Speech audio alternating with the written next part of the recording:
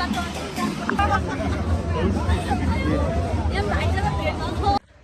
साथीहरू, सेवा जसलोपा फेरि पनि न्यू डे न्यू भ्लग लिएर आइसकेको छु है। म चाहिँ अब जमुना, तपाईँहरूले चिनिसक्नु नै भइसक्यो होला है। अनि आज चाहिँ हाम्रो रातो मसिनानाथको जात्रा लगनखेलदेखि जौडखेलसम्म पुर्याउने हो। आज चाहिँ लास्ट डे हो कि 2 महिना नै भइसक्यो हाम्रो त्यो जात्रा सुरु भएर। 1 महिना चाहिँ मलमास परेर लगनखेलमा राखेको थियो। अब आज चाहिँ लास्ट डे हो अनि आज चाहिँ हामी जात्रा हेर्न जानु लागेको छु। अनि सबैजनाले हाम्रो भ्लग चाहिँ हेरिदिनु होला। जात्राको भ्लग पनि एकदमै राम्रो आउनेछ है। अनि हामी कस्तो हुन्छ भने हामी अब आफ्नो आफ्नो कल्चरलाई चाहिँ माया गर्नुपर्छ, किनभने आफ्नो कल्चरलाई आफूले माया गर्यो भने अरूले अवश्य माया गरिहाल्छ। जस्तो म राईको छोरी भएर मैले मेरो साकेलाई चण्डीनाथलाई माया गरेँ होइन, म नेवारको बुहारी भएँ, मैले जात्राहरू मनाएँ, राम्रो गरेँ भने सबैजनाले अभियसली माया गर्छ क्या। त्यही भएर एउटा जातदेखि अर्को जातमा गयो भनेर त्यो जातलाई हामीले अब हेला गर्नु हुँदैन है। त्यो भनेको आफ्नै नै हो होइन। त्यही भएर चाहिँ मलाई चाहिँ कस्तो लाग्छ भने म जस्तो सुकै ठाउँमा गए पनि, जस्तो सुकै परिवेशमा हुर्के पनि होइन, म आफ्नो कल्चरलाई चाहिँ एकदमै धेरै माया गर्ने मान्छे कि। त्यही भएर आजको जात्रा चाहिँ एकदम भव्य र एकदम सभ्य तरिकाले हुन लागेको छ। र हामी पनि आफ्नो कल्चरलाई माया गरेर सपोर्ट गर्नको लागि जानुपर्छ। र त्यही भएर म चाहिँ अब जात्रा हेर्नको लागि मेरो फ्यामिलीसँग जानु लागेको छु है। ल हेर्नु, आज मेरो घरको फुल चाहिँ एकदमै राम्रो फुलिरहेको छ है। यो चाहिँ हाम्रो माइती घरमा यसलाई भ्यागुते फुल भन्छ है। तर काठमाडौँमा चाहिँ के फुल भन्छ किन यसको त ठ्याक्क मुख हेर्नु न परेछ कि। त्यही भएर यस्तो राम्रो यस्तो कलरफुल हुँदो रहेछ है। मेरो घरमा चाहिँ 2टा कलर थियो, पिङ्क कलर भयो भने अर्को चाहिँ वाइट कलर छ है। अनि यसलाई काठमाडौँमा चाहिँ के नाम भन्छ थाहा छैन, तर यो माइती घरमा चाहिँ मेरो घरमा चाहिँ यसलाई भ्यागुते फुल भन्नुभएको थियो मेरो मम्मीले। ल मेरो घरको फुलबारी चाहिँ यति नै छ, किनभने काठमाडौँमा अब फुल राख्नको लागि जग्गा सानो हुन्छ, त्यही भएर यसरी राख्नुपर्छ है। त्यो पनि कति राम्रो छ क्या, फुलहरू चाहिँ मजाले फुल्छ। अनि हामी बिहान पूजा गर्छौँ यसमा राखेर। अनि त्यही भएर माहरूले चाहिँ पूजाको लागि पनि फुलहरू चाहिँ रोप्ने गर्छ। र घरमा फुल रोप्यो भने यसै पनि रमाइलो हुन्छ क्या। अनि मेरो माइती घरमा झन् कति धेरै फुलहरू थियो कि, तर मेरो घरमा चाहिँ यति छ फुल। र आजको मौसम पनि एकदमै धेरै घाम लागिरहेको छ। हामी बुढाबुढी चाहिँ 2जना चाहिँ रतानको हेर्न जाँदैछौँ, यस्तो गल्लीको बाटो। अनि मेरो 4 बजे भन्यो हुन्छ त, उहाँ सबै प्याक भइसक्यो ठाउँहरू चाहिँ। त्यही पनि अब जाँदैछौँ।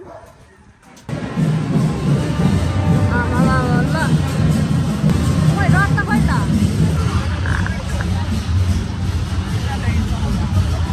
मसिनानाथ ताल्दै चाहिँ पर छ है। मसिनानाथ चाहिँ यति जुम गरेर हेर्छ है त। ल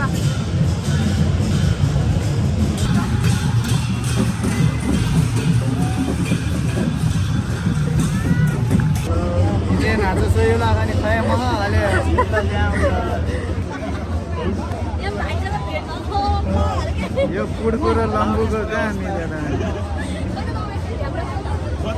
हामी चाहिँ अगाडि हिँड्दैछौँ, किनभने यति धेरै भिड छ कि आमामा। गर्मी त्यस्तै छ है, गर्मी त्यस्तै छ। यो गर्मीमा आइसक्रिम पनि छ। आज लास्ट हो नि त म अनि रथ तान्ने, त्यही भएर यति धेरै मान्छेहरू छ क्या। यो 2 महिनापछि फेरि तानेर ल्याएको हो नि त यहाँ। त्यही भएर ल हामी चाहिँ यो मललाई पुग्यौँ। यहाँ बस्ने भनेको मान्छे त यति धेरै प्याक छ कि है। अनि मेरो बुढा अनि मेरो भाइ देवर बाबुको थियो बाटोमा है। देवर बाबु चाहिँ यहाँ उहाँहरू चाहिँ हाम्रो नेवार समाजको हो नि त, झोल झ्याम्टा बजाउनु हुन्छ कि। ल यो बुढाको साथी र बुढा भाइहरू चाहिँ यहाँ बाजा बजाउने भाइहरू हो। राम राम राम। यहाँ बाटो हिँड्न पनि सक्ने बाटो ठाउँ छैन। यहाँ बुढाबुढी चाहिँ हामी माथि बाटो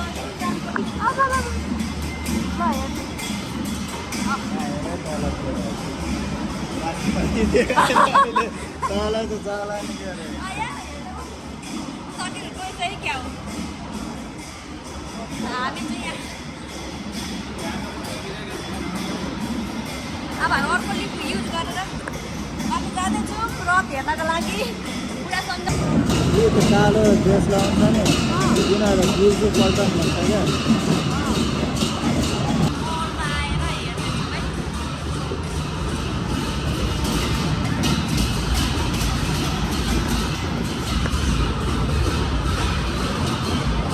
यो चाहिँ सबसे पुरानो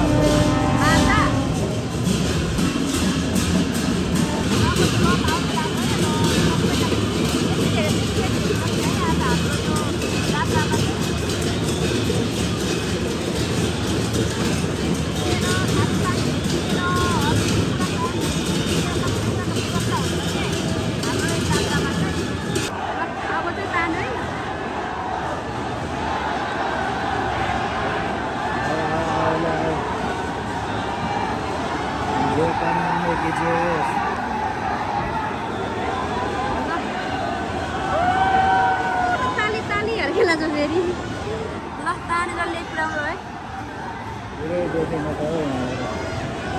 अब यस्तो खान्छ कि हाम्रो छोरी। यहीँ रोक्यो ल ल फ्याङ्को कस्तो मजा रोक्यो त्यो चढा हेरौँ भन्ने लाग्यो।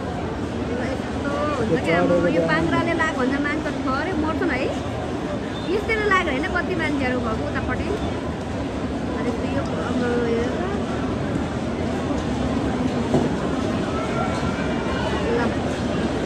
यस्तै मान्छे बस्छन्। र अहिले सक्यो है माया पो लाग्यो मलाई त।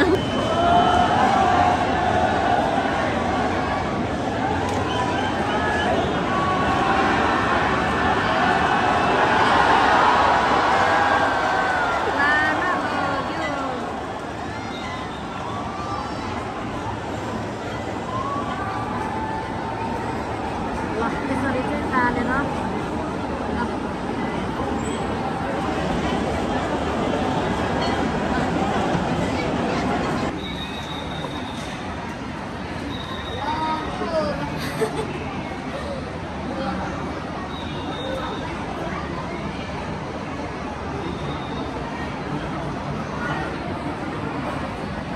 हेर्नु जाने हो हामी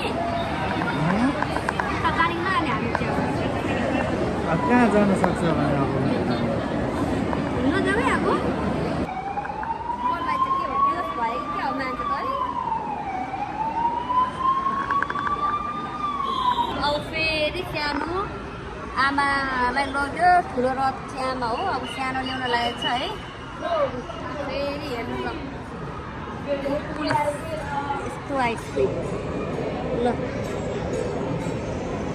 अब चाहिँ छोरीको पालो हो है।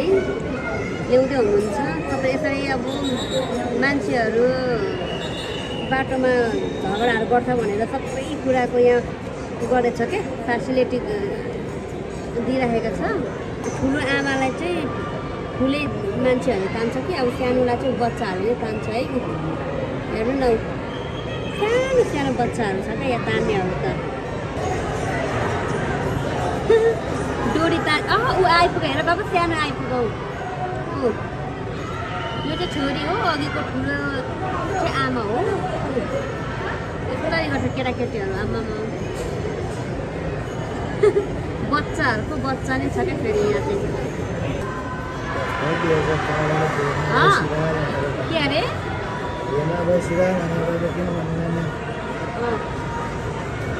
आयो सानो सानो आउनुभयो।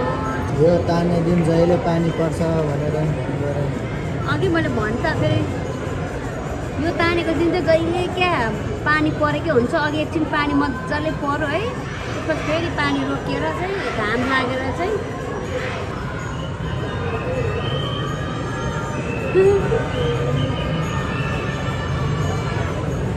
तानेर चाहिँ अब चौलाखेल पुऱ्याउँछ है। कहिले हो भन्नुहोस् भोलि जात्रा पर्सिको पर्सि अब पर्सि भोलि जात्रा देखाएर सकिन्छ है। ल अनि त्यसपछि अर्को वर्ष पर्सि अनि अब अर्को वर्ष मात्रै हेर्न पाइन्छ। जात्रालाई पनि अब बाई बाई गर्नुपर्छ। मन लाग्यो जात्रा सकेर त। हाम्रो जात्रा हाम्रो नेवारहरूको जात्रा सक्यो आजदेखि। ल हामी चाहिँ पानी बोकेर घरतिर जाँदैछौँ। हाम्रो चाहिँ पानी पनि पायौँ। सबैजना घरतिर फर्किँदैछ। अन्त चाहिँ उहाँ हिँड्दैछन्। हाम्रोमा चाहिँ यस्तो रमाइलो हुन्छ कि यहाँ पानीको पनि व्यवस्था छ। ल आजको भ्लग चाहिँ यति नै गाइज है। युट्युब यदि मेरो च्यानलमा नयाँ हुँदा सब्सक्राइब गरिदिनु होला र लाइक कमेन्ट सेयर सब्सक्राइब गर्नु चाहिँ नबिर्सिनु होला गाइज। Bye bye guys.